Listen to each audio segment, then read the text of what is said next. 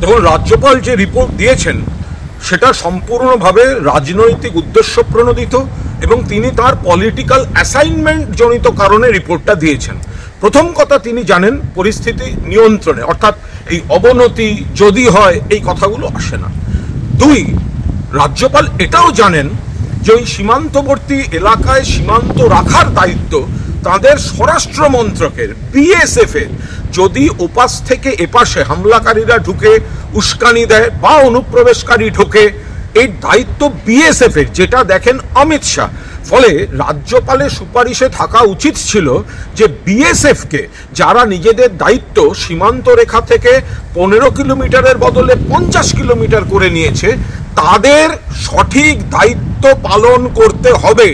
সেই সুপারিশের বদলে তিনি বাংলাকে একটু ইঙ্গিতপূর্ণ কলুষিত, একটু বিজেপিকে খুশি করার মতো একটা সুপারিশের ইঙ্গিত কি ইঙ্গিত, যদি কিন্তু এইসব লাগিয়ে তিনি যেটা করেছেন এটা একটা রাজনৈতিক পত্র, উদ্দেশ্য প্রণোদিতভাবে লেখা।